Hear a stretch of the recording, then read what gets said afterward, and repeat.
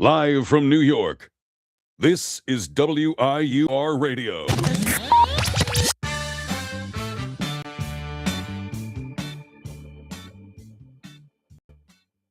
Hello, everyone, and welcome back to the Notes App podcast. I am your host, Michael Marchiona, and this is the third episode. A couple of announcements before we start the actual podcast. I would like to apologize for missing last week's episode. I unfortunately was not feeling the best, so I figured it would have been better to not hold the episode of the podcast rather than come in. Another announcement. Brand new issue of the Ionian has come out today. They are currently in a box in the La Penta Student Union building. However, after this show and within the next few hours, they'll be distributed all across at least our New Rochelle campus. As of right now, our Bronxville situation is a bit complicated. However, we will be trying to get them to Bronxville as quick as possible. But currently on our New Rochelle campus will be distributed all across the campus within the next few hours. However, if you would like a copy now, it is in the La Penta School of Business. To also advertise a couple of events for clubs that I do work for. Just give me a second. I'll open up my Outlook email. Another event related to a club that I do work for, Iona Fashion Club and BSU will be having their Black Hair Expo today in the Burke Lounge from 6:30 p.m. to 8:30 p.m. Just as a heads up of something that I'm also a part of Iona Fashion Club, so just figured I'd bring that up. But yeah, that should be all of our announcements before we get into the podcast. So let's get into that. Starting off, big news from last week, last time we had met, is I had officially worked another pro wrestling show as a photographer. It was in Ridgefield Park, New Jersey, and the venue called the Mecca, which I believe I brought up on our first episode. Local venue, a lot of wrestling shows come there. It was on Valentine's Day. Overall, great show, great experience. I do not believe, as of right now, that it is on streaming services anywhere. Give me a second. I can actually search it up for you and let you know if it is on any streaming services anywhere.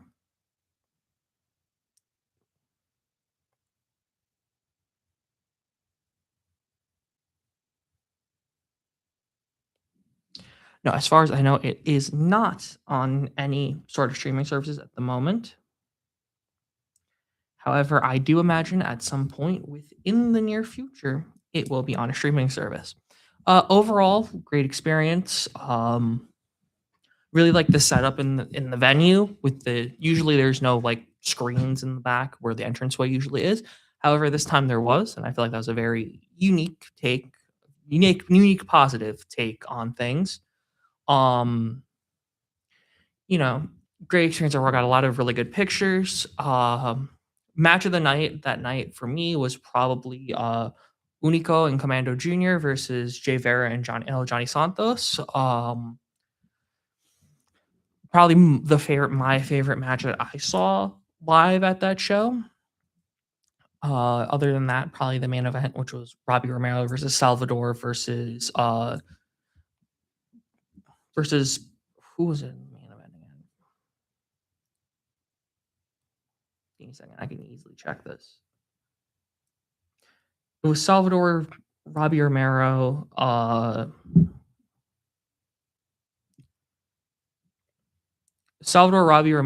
Choco Fly, and got the name top of my head. Choco Fly and someone else. I forgot the name off the top of my head. But overall, I really like that match. I like the tag match before it.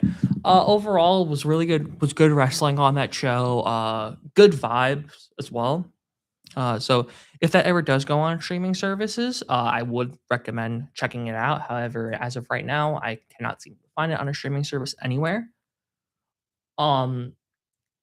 But yeah, I was also supposed to go to a show on February 22nd. I was supposed to go to ETU by any means, but snowstorm, as you may know, snowstorm caused it to get canceled. Oh, I forgot the name. The show on February 14th was a Fuego Lucha Entertainment's Amor y Guerra, Love and War in English. But Yeah, that was the show I worked on the 14th. I was supposed to go to ETU's By Any Means on the 22nd. However, due to the snowstorm, I the show had gotten canceled. Frankly, great decision, but because it really snowed a lot, it better to keep everyone safe than sorry. But yeah, as far as I'm aware, their next show is in April. Their ETU's next show is in April for the Continental Crown Tournament. Continental Crown Tournament to sort of crown, I guess, technically a women's championship, but as of right now, it's just the Continental Crown Championship. Belt looks beautiful, by the way. I will at the very least be there in April, April 12th at the Mecca in Ridgefield Park, New Jersey, once again. Um, but yeah, so that is sort of like my wrestling recap for the past couple weeks of stuff that I've been doing. Um, Other news in regards to other stuff. Trying to think of what else. I finished reading a book recently, that book being Soccer and Sun and Shadow by Eduardo Gallego. Great book if you're a fan of learning more about the history of soccer just through of more specifically Latin American soccer, because while it is focused on soccer as a whole, a lot of it is focused on like Middle East on like Latin American soccer, because Eduardo Galeano is a Argentinian writer. I believe he was Argentinian, but lived in a lot of different countries within Latin America. Oh, he was Uruguayan, but lived in Argentina. Okay. He was Uruguayan, lived in Uruguay. But he had traveled all around Latin America. He had traveled to a lot of different countries, and had written about all of them, written about all the World Cups, written about a lot of different things just within within the history of everything. Um, Within soccer, starting from the beginning all the way up to when the book was originally published in, I believe, 2002, and then in the 2015 re-release, it included his stories on some stories on other things before that, before he had passed away in 2015. So I believe it goes all the way up to the 2014 his story on the 2014 World Cup. Really good. It's a bunch of short stories, so it's while there is a lot of short stories in there, it's not necessarily a big amount of reading overall. Like probably about like 300 pages, which isn't bad. Because there are books out there that are like much longer.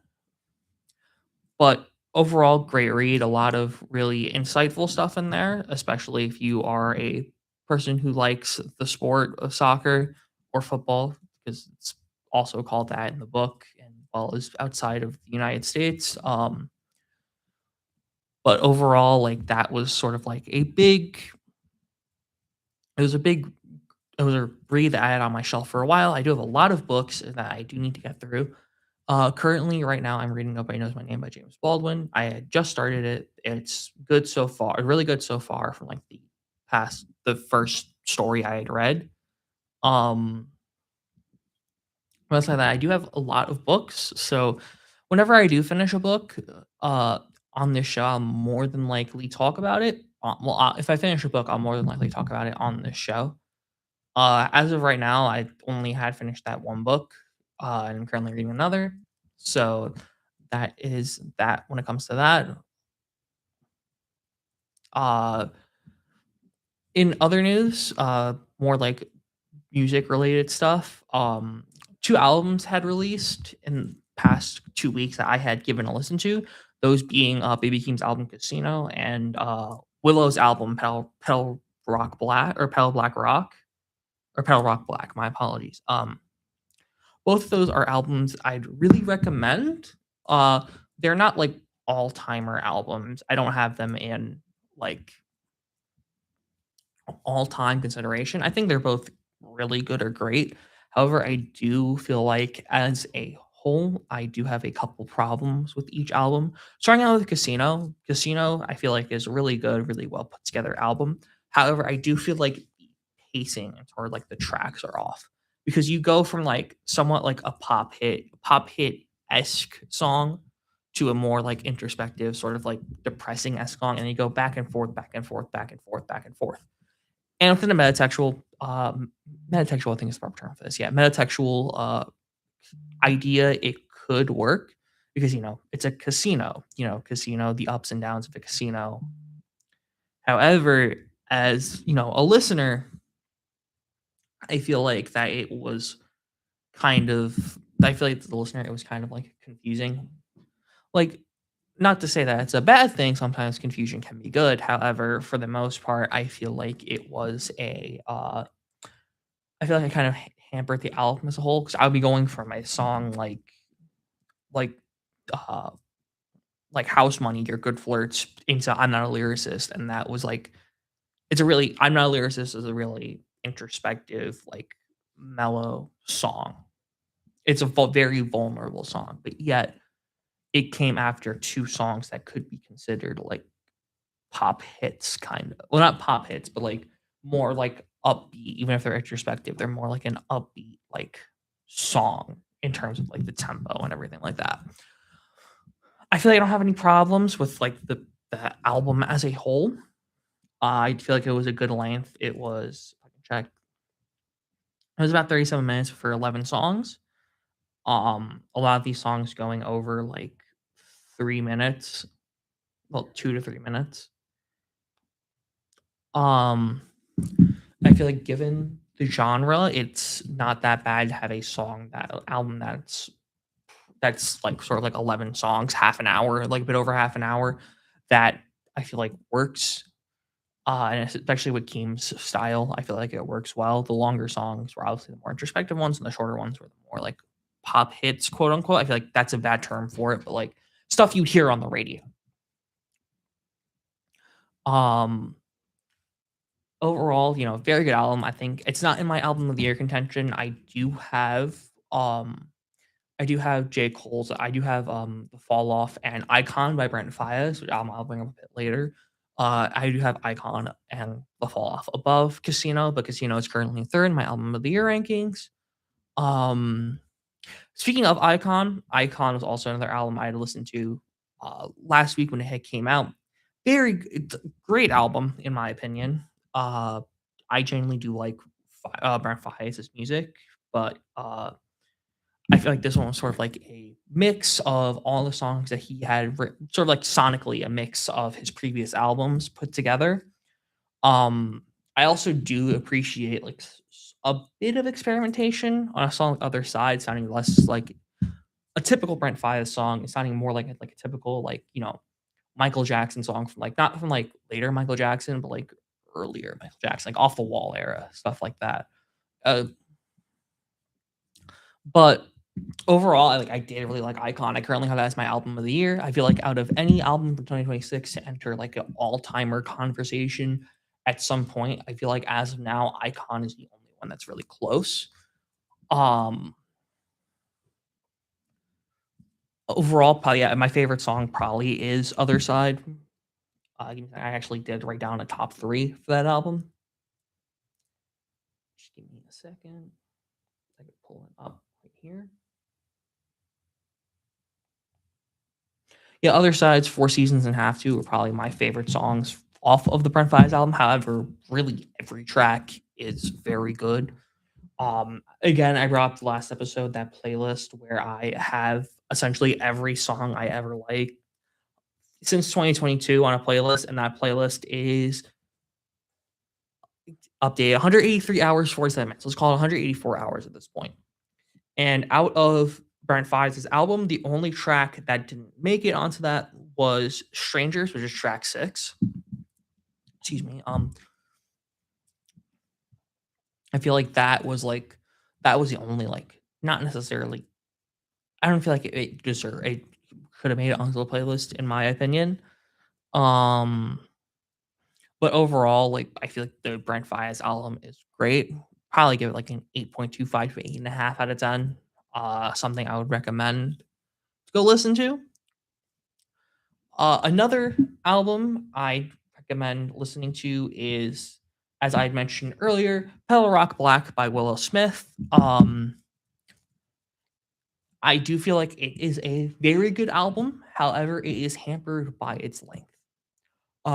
It is only 12 tracks, and I believe less than a half hour. I apologize. Oh, yeah, 12 tracks, 26 minutes total. Um, which for a, I guess maybe because like just what I'm more used to, especially because it's more of like a jazz R&B album, I'm expecting it to be a lot longer of an album, like especially for like 11 tracks or 12 tracks, mind you.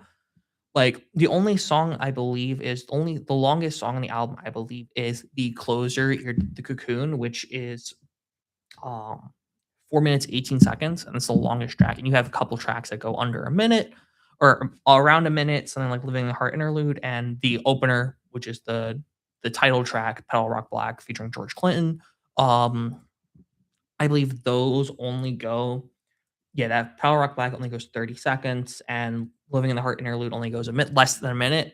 So those are two tracks that maybe are total less than 2 minutes.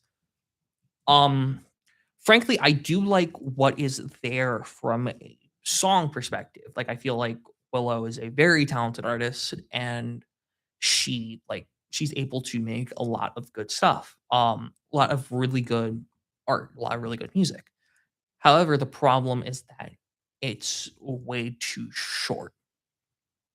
Like, the best way I can describe it is like, I don't want to say D'Angelo-esque, that's really putting it on high, extremely high praise, but it's like,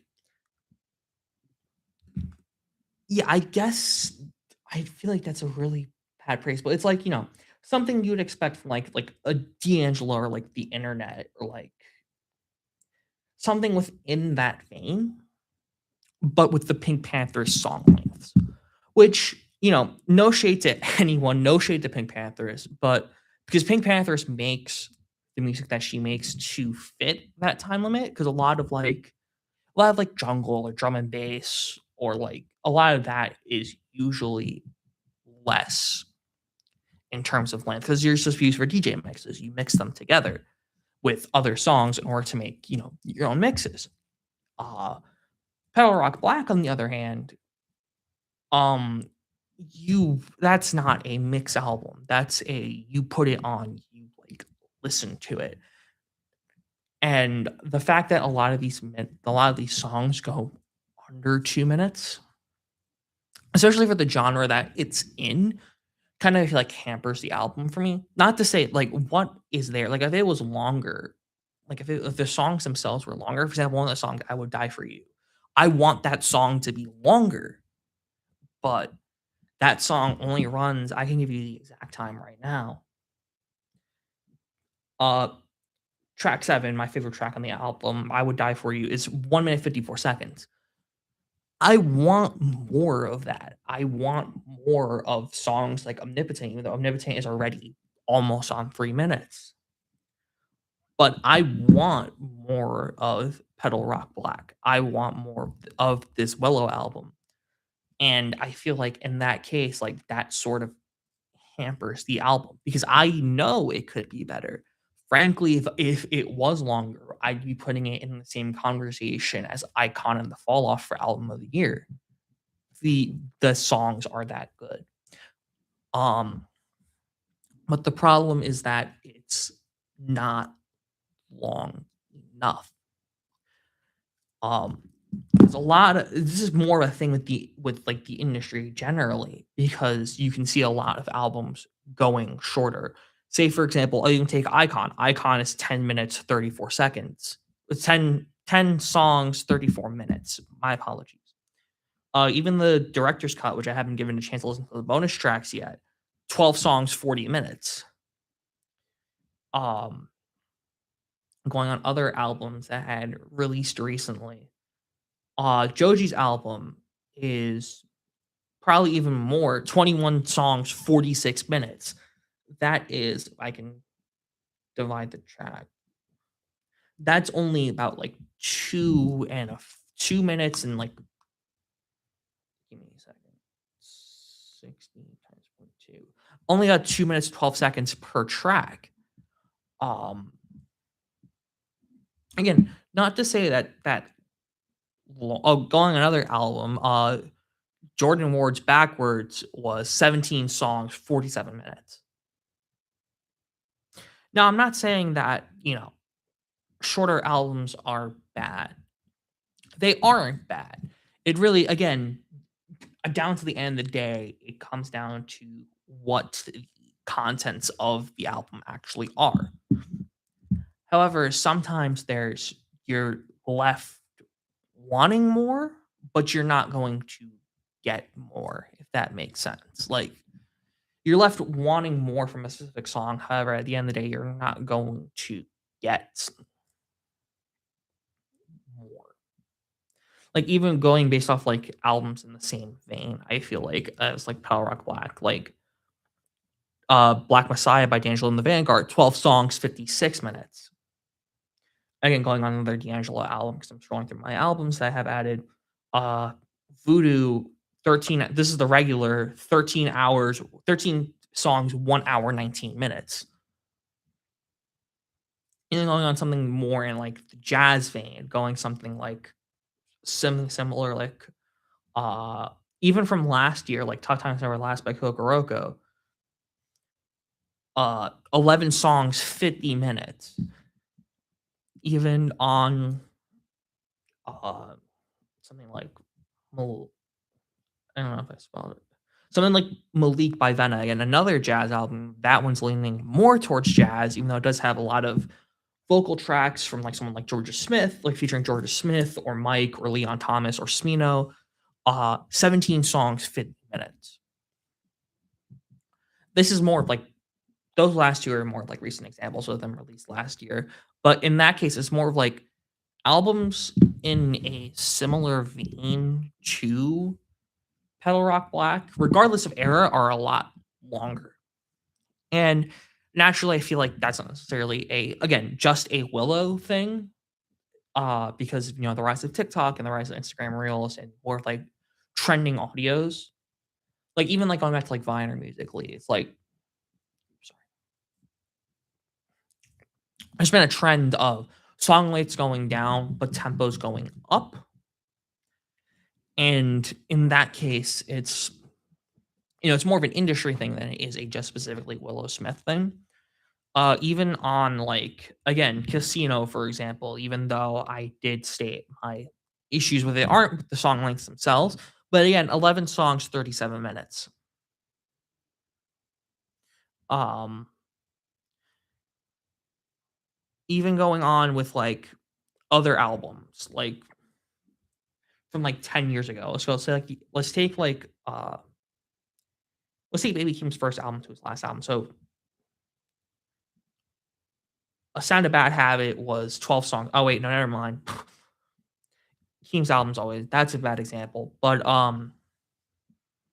again, more like an industry thing of like songs of albums being shorter because songs are shorter, BPMs are higher, and that adds more of a, chance for it to trend.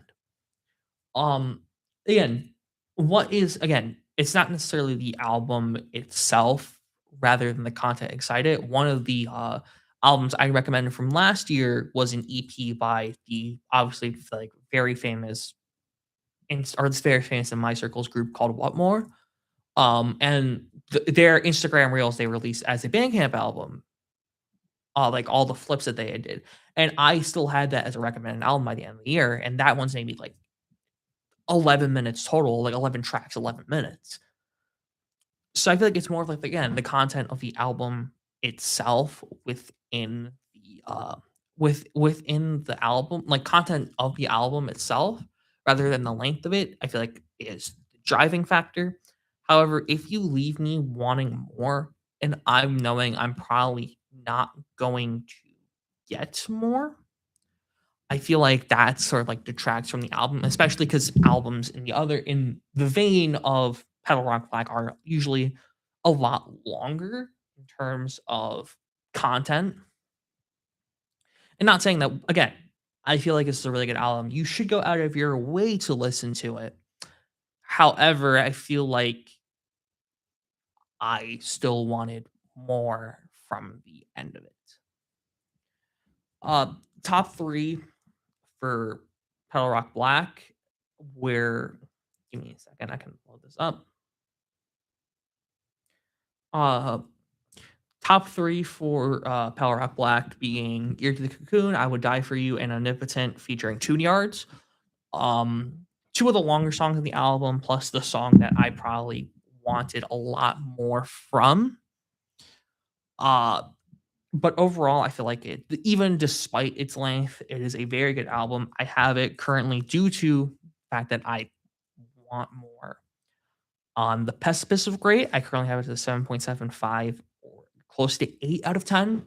Currently, I believe fifth in my album of the year rankings. I have it. I have Don't Be Dumb. I have Icon.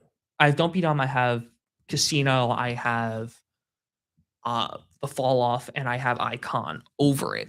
However, I do feel like it'll probably, regardless of how many albums I listen to, it'll probably stay somewhat high up because overall 2026 has been a great year for music.